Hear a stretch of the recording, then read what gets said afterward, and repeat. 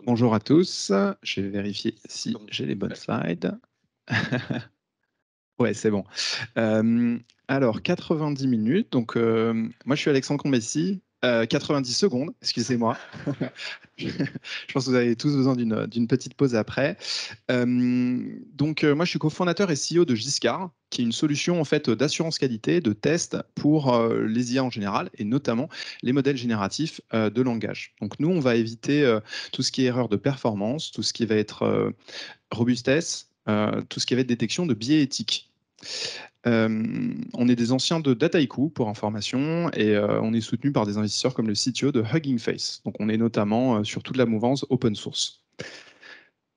Nous, notre solution, en fait, elle s'adresse à un besoin qui est simple et de plus en plus critique. Vous avez plein de modèles, vous avez plein de fournisseurs, mais comment vous pouvez les comparer? Comment vous pouvez avoir de la confiance que ces modèles-là, ils vont bien fonctionner? En fait, avec l'outil qu'on a développé, qui est vraiment sur la brique de test, vous pouvez en fait comparer la performance d'une façon holistique de tous les modèles et vous assurer que, parce qu'en 2025, la réglementation européenne sur l'IA va vous imposer pas mal de choses, dont notamment ce qu'on appelle les conformity assessment.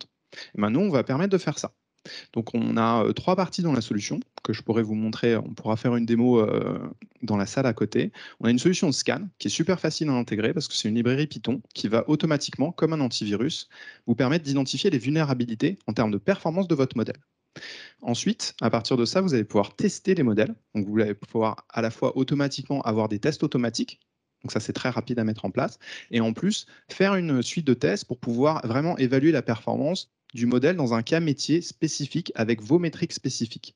Et ensuite, bien évidemment, comme dans les flux informatiques classiques, vous allez pouvoir mettre en production en fait tout ça, intégrer des tests dans votre pipeline de mise en production pour que vous n'ayez pas de régression et que automatiquement vous soyez à chaque fois rassuré quand vous déployez un nouveau modèle. Donc ça s'adresse notamment à tout ce qui est les cas d'usage à risque, qui sont d'ailleurs fléchés dans la réglementation européenne sur l'IA, mais aussi tous les cas à risque d'un point de vue business, c'est-à-dire les cas où si votre LLM se trompe, en fait, ça peut impacter de façon très significative votre business, au niveau réputation, même au niveau financier. Donc tout ce qui va être assistant virtuel, chatbot, dans le domaine financier, tout ce qui est les éléments sur la fraude, tout ce qui est les demandes de crédit, mais aussi tous les use cases RH, où là, il y a des problématiques de biais éthiques, et ça, eh ben, il faut pouvoir tester pour les éviter.